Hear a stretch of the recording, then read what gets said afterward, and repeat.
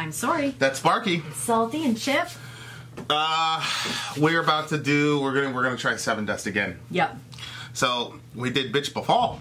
Yeah, I liked it, and you were me. That was a weak sauce. That was a weak sauce. I listened to it in the car. Did you really? Uh-huh. Oh, that's right. You said you did.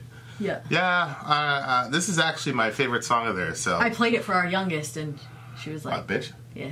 That's good. Mother of the Year right here. It didn't say "bitch" in the song. Right. She was like, "This is really boring." She didn't like it. She said she would give it a 3. It's a very boring song. This song though, she's like. I liked it. This was. Vin has a cold, y'all. Have pity on me. Yeah, have pity on me in the comment section. You know, they can say, yeah. "Oh, you know, a lot of reactors when they get sick, they skip a day or whatever." Yeah. Not Vincent. We're going. No. We're going for it. This is actually the song though that got me into Sevendust. Oh, really? Oh well. Yeah. I'm anxious. I think you'll like it. Do we have anybody to shout out today? No. No pictures or anything? Nope. What happened to that contest? I don't know. I'm not sure. Yeah, my mind really isn't with it today. So let's just let's go do Sevendust Denial. Let's go. Ready? Go.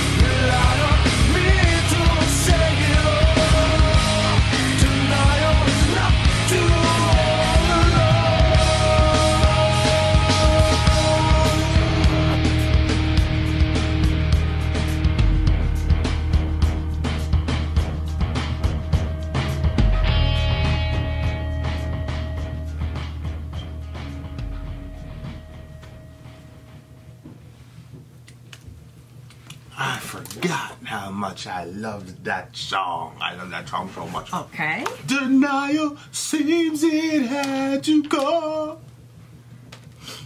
Yeah. All right. Well. I remember this was on MTV. I was doing the dishes. I had to do the dishes. Now, I'm surprised that you didn't think it was a bit repetitive at the end. Like, it just did the same thing again and Well, again. it was, but the chorus is so awesome okay. that I was fine with it. Oh, okay. The chorus carried it. Yeah, if it's a good, catchy chorus, I'd rather hear more than less. Okay. You know? Especially if it's a good little melody thing. I remember doing the dishes, and I heard, Denial seems it had to go. I was like, what is this? I left my kitchen. And I was like, and it's a Blockman. Oh, you know, yeah, that's right. Yeah, he is. Yeah, that's right. Got that little soul. Relied on me just. Alright, what do you think of the song? I mean, I liked it, but when you build stuff up that it's going to be unbelievable, then I really expect. So, I mean, it was good. What did you expect to happen? I think I am not sure. I really It's much better than that bitch song. I'm not sure if I think that, actually. I'd have to listen to Bitch again at listening side by side. Are you serious? Yeah, because I really liked Bitch, but I don't know if it's because it was new, because it wasn't real dark metal-y sounding and stuff. So maybe I was like, oh, this is cool. So this is new metal. Yes. This is new metal at the epitome of the new metalness, when there was 50,000 bands coming out a day. Can we skip ahead to what you grade it? No. Why? Let's just go to the breakdown. Go to the breakdown of the song. Why are you trying to break tradition? I just want to know, how good is this to you? All right, go ahead. Go with the lyrics. You thought it was a bad song? No, I didn't think it was a bad song, but I didn't think it was whoa. I was like, oh yeah, I like the beginning. What's the last song you said whoa about? You never say whoa in songs. When I end and I said that is and I'll swear or whatever and say it was a good song and take the headphones out. I'm like, no, that was a good. When I react like that, this one I was like, yeah, okay. The last song you did that with was Play Flowers Kaleidoscope. It was not. I mean, that was a major that big was the reaction. last one you did. No. There was another one that I was happy about the other day that I was a little bit surprised that I liked it. It was the Megadeth song. Or Mega D. I don't know. It's Megadeth. But it's spelled like D. No, it's not. D-E-T-H. You keep saying it's D-E-A-T-H, and it's not. It's not spelled like Deeth. Deeth would be two E's, like teeth. Sure. Okay. How do you spell teeth? Yeah. I know. Come on. Doesn't look like Megadeth. The Mayhem fans they're gonna eat you alive. Ho, ho, ho. They're all in Norway. How could she not know this? Yeah. All right, so let's go to the lyrics. Okay. What? Never say what you mean. What did you think the song was about? Honestly, I was confused because every time I thought I had a grasp on it, I was like, yeah, but then that doesn't make any sense. So, we're obviously talking about somebody who's in denial. I guess there's somebody that's in denial and they don't ever actually say what they mean to the other person. So it'd be like if I was in denial, so then I don't actually say what I really mean to you. Right. But I don't know what the shit was that's on the person's face that they need to wipe off, and I don't know why they're upset when the person keeps spitting. The whole thing is confusing. That's confusing to me. What are we talking about? Well, wipe that shit off your face might be cocaine. Drugs. Let's not stop till we bleed? Yeah, you get a nosebleed. Too much coke. Oh. The more you spit out your mouth. Well, what does that mean? The more you spit out your mouth, the less I believe. Lies.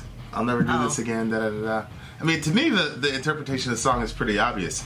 There's a relationship that's over, but the parties aren't admitting it. And why did you throw drugs into it? Why wipe the shit off your face?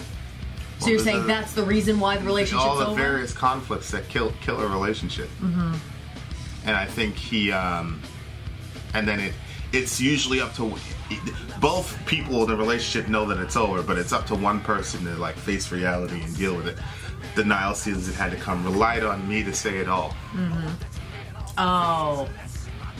Denial has left you all alone. Which is interesting because I never when I first heard the song, I was in the midst of some serious family turmoil. So it wasn't about relationship like that. A relationship per se. It was denial was a major Yeah. theme in our household growing up. Yeah. And so, like, in our family system, I had to play the role of the person who would, you know, say, no, this is what's happening. And then you become the bad guy because you're facing the reality, and everybody else is in denial and pretending that, you know, X, Y, and Z is, you know, happening. So at the time when I heard this song, it was really, like, cathartic for me, because I'm like, yes, like, I'm being relied on. And it's interesting because in those family systems, especially being the middle child, in those family systems, on the one hand, like, you're the bad guy because you call out reality for what it is, but at the same time, everybody in the family kind of relies on you to bring a dose of reality, so that, because everybody knows that it's bullshit, but everybody's like trying to, you know, so they rely on you and they resent you a lot. Yeah. Which seems to be the story of my life. People rely on me and then resent me. So it's like, it was such an important song for me, especially like the chorus, like, relied on me to say it all. Yeah.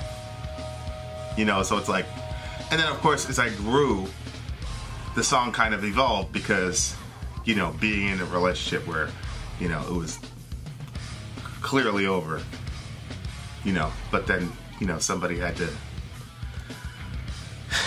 and it eventually, you know, it's a mutual thing, but, and it was interesting because in that situation I was the one in denial. And the other person was saying, look, it's over.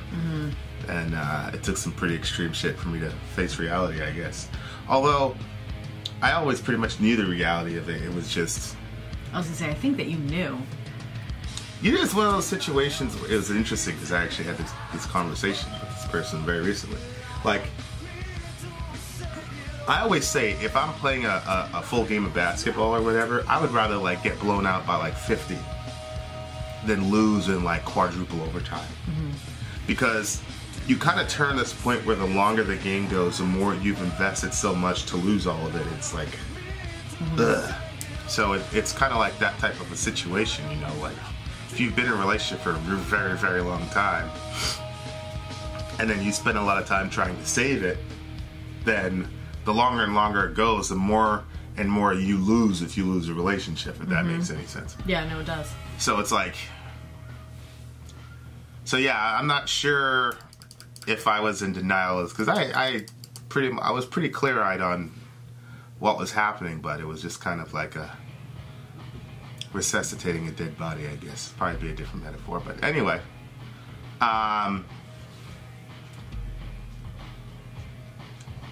So this is interesting. It's like, you never say what you mean. Yeah. So it's like, you know, we always go back to, like, everything is about communication. It's like, if I'm right and he's talking about cocaine later on, it's like, a person could, on the outside looking in, point to that and say, that's the reason the thing blew up, was because obviously cocaine's a hard drug. That's the reason. But what's interesting, the song starts off with, you never say what you mean. So when he's saying meaning it's ended because of the cocaine, that's actually not why it ended? It's a lack of communication, you know, like we talk about that all the time. Like not being able to communicate, not understanding what you're saying, not being straight up, and then lying is so damaging to a relationship because it creates so many barriers to communication. It does, but it feels like, oh, actually this is helping the relationship, because if you're always saying what you mean or what you think, and if there's a lot of issues, then it's like there's always issues. You're always talking about problems. You're always bringing up issues. So then you just say, well, I don't want to keep bringing up so many issues, so I'm not going to say that, and I'm not going to say this. But then it just starts affecting the communication. So then the issues are still there, but... Yeah, I think if the relationship isn't strong enough to bear the weight of the problems, then it's not going to last.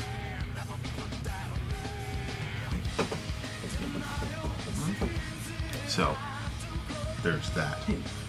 How could somebody know if it... will people just know? Well, the only way to know is to... I mean, how do you know if something is strong enough to hold weight? You put weight on it. Yeah. You know what I mean? That's the only way. No. You can look at it and say that thing is too weak. You can tell by looking at it. Yeah, I mean, some things are rickety, but some things aren't. Yeah. There's a reason people fall through ice every winter. Right? Like... Yeah. So, that's not the not the thing. But, you know, like, this is one of those songs that can evolve because it's like, to me, I think the most direct correlation is a relationship, you know, a breakup somehow. Mm-hmm. But I do think it has so many other ramifications. Like, for example, think about our political discourse right now. What? Never say what you mean. All I hear is scream. Never say that to me. Never say that to me.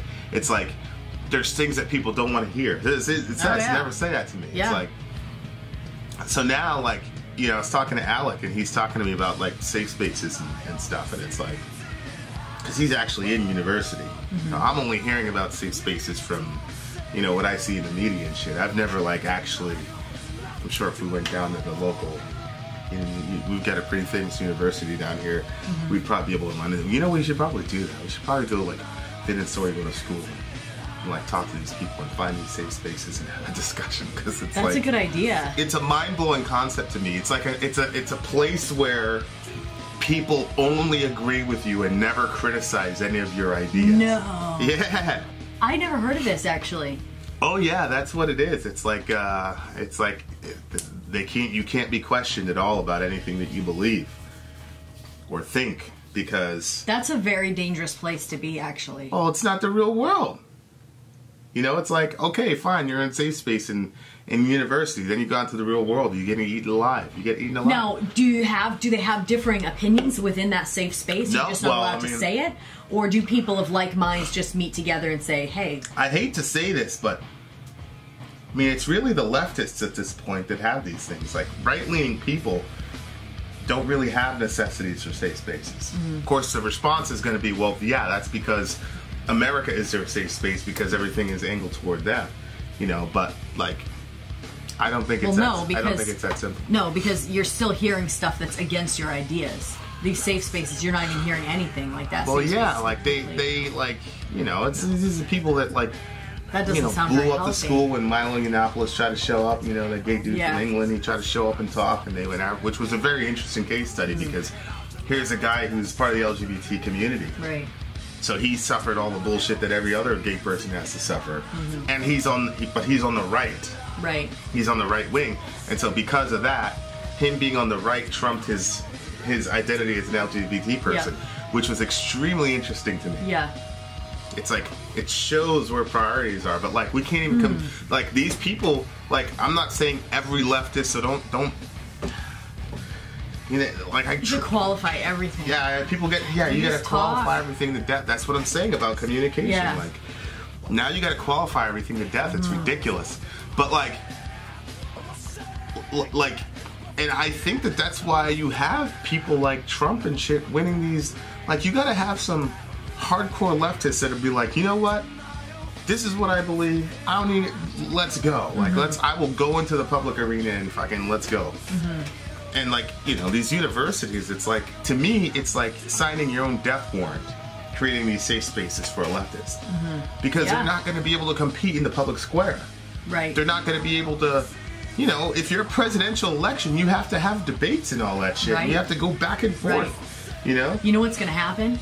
It's like sometimes when you'll have these conversations with people, and I've noticed that, like, they walked into the situation thinking that they knew everything they needed to know about the situation, but then once they start talking, they didn't really know. And then you wonder, did they see something on YouTube and that's kind of what gave them their ideas, and then they became a believer in this certain idea because of what they saw and they thought they had it all figured out? The same thing will happen with the people within that group because they're all saying the same thing, so that makes them feel like their argument was solid. Yeah, it's your the same thing happened to me echo chamber when I was like in like Bible college or in my church group and stuff like that. We all had the same ideas, and nobody was like questioning those ideas. And if you questioned it, that was bad. Like, you couldn't really question it. Like, I knew I could only push a little bit, like ask one question that was like non-threatening when I was in college.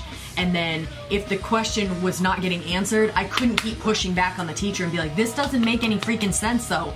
You had to just be like, oh, and just accept it like you actually believed what they were saying. That's why you're going to boot me from that Bible study. Well, that's what happened. And then I was going to say, then when I met you, and like you had like completely, and you were challenging like so many of my thoughts.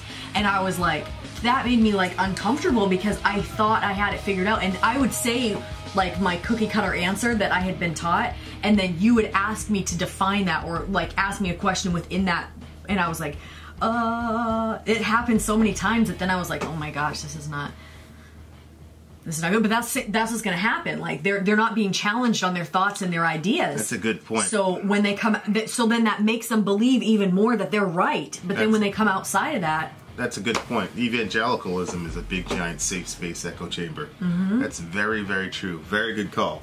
To the left, which is also why evangelicals don't do good in the public square either. Right. Right. Most evangelicals are, you know, most of the people in our village who are agnostic You want a tissue? I'm fine. Most of our villagers are agnostic or atheistic, and they know the Bible better than 80% of the evangelicals I know.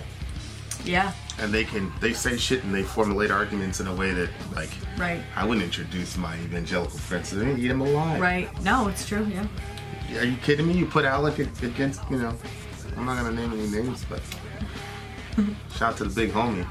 But no, like seriously, like, how many of them would you like to? Yeah, it's crazy, but yeah, it's true. It's true. So leftists have their echo chambers, and so do evangelicals, you know. But like, it's a crazy thing, like to put yourself purposely in a situation where you know never say that to me, you never hear what you don't want to hear, and like that ruins so many things, because I think, you know, Peterson talks about. See, I love. Here's the obligatory Peterson reference where he was talking about speech and compelled speech and all the rest of it, where people have an assumption about what he was trying to accomplish with the whole, you know, misgendering thing. They weren't listening to what he had to say because they got triggered, so they didn't have the mental discipline to listen to what the fuck he was talking about. What he said was, I may be wrong about X issue, and the only way I can know if I'm wrong is if I say it and then somebody says something against it. Yeah. The only way to materialize ideas and have them tested is to speak about them. Yeah. So if you restrict the speech, Right. then I can never know if my idea is right or wrong. No, it's true. So to police speech is to police thought. Yes. And if you are in power and you can police somebody's speech, then now you're controlling their thoughts. This is 1984 crazy. mind crime George Orwell shit. And that's what he's talking about. So he hasn't said definitively, I hate transgender people, blah, blah, blah. Everybody knows I don't hate transgender people. Right. But the concept of we have to talk to each other, and if I'm wrong, then let's communicate and figure it out. Right. Like the Cradle of Filth thing, where I was saying that black metal seems to have some misogynistic undertones, and then I saw there was some pushback on it, and then I saw the reference to phallic this, phallic that, and I'm like, oh, okay, well, no, I was wrong about that, because it's just sexuality in general. So if they refer to man, they're going to refer to the male as, you know, from a sexual perspective, the same they do with women. I go, okay, that makes sense. So you go, okay, you throw something out there, people come back at you, and then you look at the data and you go, oh, I was wrong, and you change it. No big deal, who cares? Right. I gained something, I learned something more about reality. Right. You know, like, I'm not an expert in black metal and shit, so how is I supposed to know? There's no shame in that, you know, but like, so that's what's happening, is that, like, you know, I've got an idea in my head about reality, you have your idea in your head about reality. The only way we can compare notes is if we talk. Right. Right. But like, never say that to me. And like, seriously, like, all these folks in their safe spaces are creating a culture of denial, because it creates the illusion that you live in a world where your worldview is right. Right. But you've restricted the ability for other people to challenge it. Which is the same shit with evangelicals. You know, that's why evangelicals, like, still never get the point, because like, they'll send their kids to college, the kids will come back, you know, all screwed up, and they don't know why. It's like, hello, you raised them in an echo chamber. Oh my gosh. You know what I mean? Yeah. And like, the leftists don't learn the lesson either. Like, I watch Sam Stater, Young Turks, all that shit. They still haven't learned the lesson. Yeah. Like, they still don't get it. Like, it's unbelievable. You know, now there's this whole thing about like civility, and people, you've got some like moderate people on the left speaking to their jihadist friends saying, hey, maybe we should speak civilly in public discourse and just deal with the issues instead of ad hominem, which means against the man, attacking the person. And there's all this reaction to it, like, no, we shouldn't speak civilly. These people are Nazis. Da da da da da. It's like, okay, sure, they're Nazis. Call them Nazis in your safe space, and welcome to Trump 2020, because you guys can't figure out what the problem was in the first election. Wow. You know, with Hillary and her black basket of deplorables. Right. Right. You know, that was a mistake. Yeah. You know, like, but they haven't learned the lesson. It's like, okay, all right. It obviously didn't work, you know. Wow. But anyway, what do you give the song? 7. 9.8. 9.8. It got 0.2 points deducted due to the fact that I agree it's a little bit repetitive. I love the little thingy in the middle, the doom doom bass drum. Yeah, I love the beginning of it. What did I give it? Did I give it a 7? Yeah. I think you're gonna boost it up to like an 8. Yes, I was. Yes, yes, Pinky. Yeah, well, that's because it struck up this important discussion as well. It was good, and I like the beginning. It's an important song. Yep. You know a really, really good song when it can evolve and mean different things. Yeah. Genuinely mean different things. I'm just wondering, like, it says, what? Never say what you mean. Why is it? Oh, because is it like the person just said something and they're saying, what? Right. Never say what you mean. Right. All I hear is scream. It's the communication. Like, what are you saying? It's like babble. Like, we can't talk to each other. Is the person screaming at them? All I hear is scream. Like, they can't even hear what they're... Yeah, you know how people go, wah, wah, wah, wah, but in this version, it's you're screaming because it's a terribly abusive relate. But I mean, think about our political discourse. That's all that's happening. Rah! I got triggered. Rah! You know, like. Yep. It's insane. Yeah. It's insane. Yep. Beautiful song. Very applicable.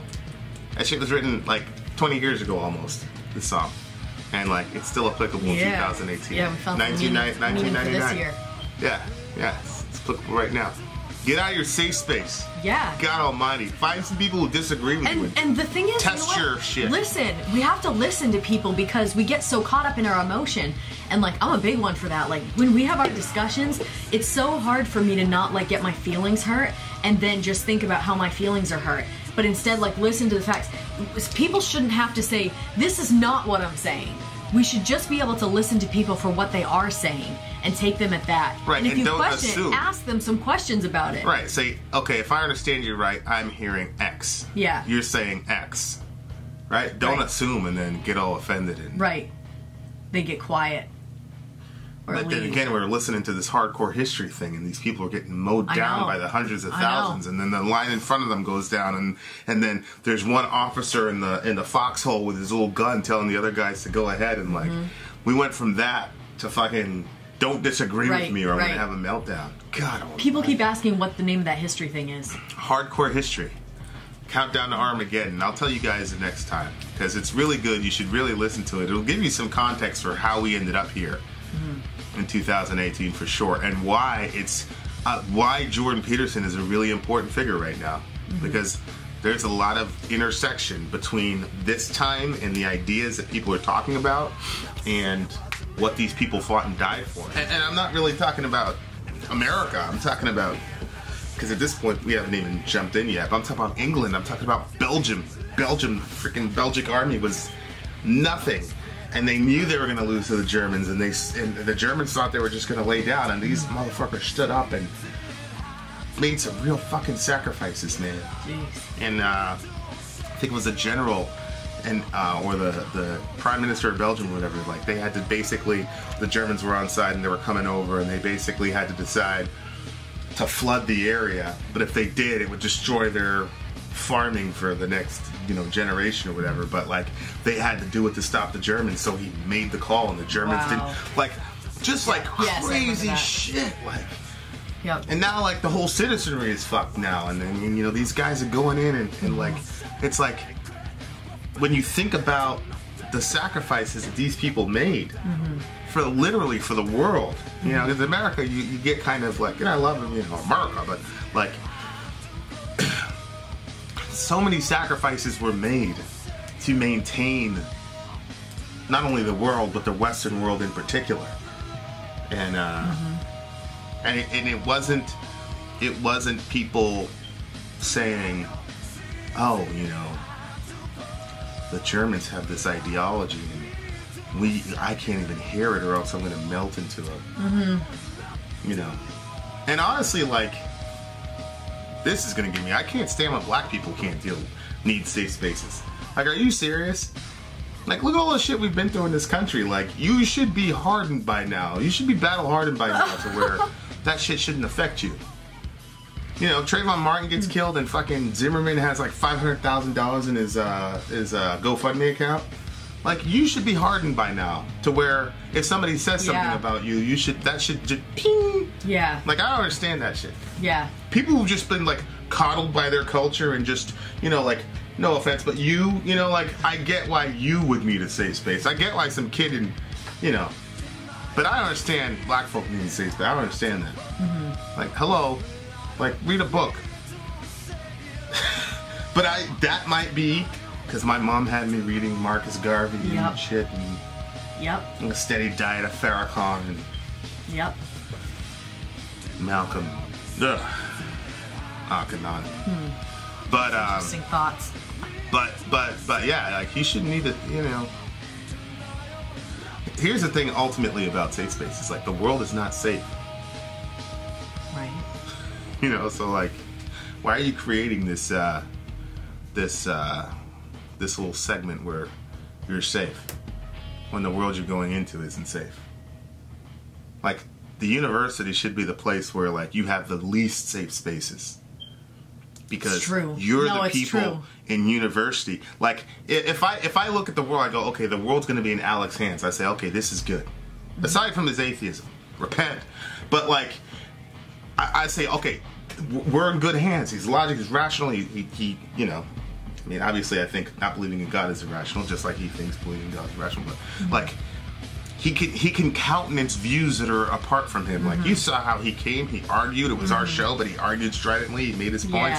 Like, I think, okay, the world is in good hands if Alec graduates and goes off and does something. You know what I mean? Like, but like, university, you guys are gonna be the leaders of the fucking country. That's true. That is wild. You should be in the least safe spaces possible, so that you can endure the shit that's gonna happen when you get out there. Yeah.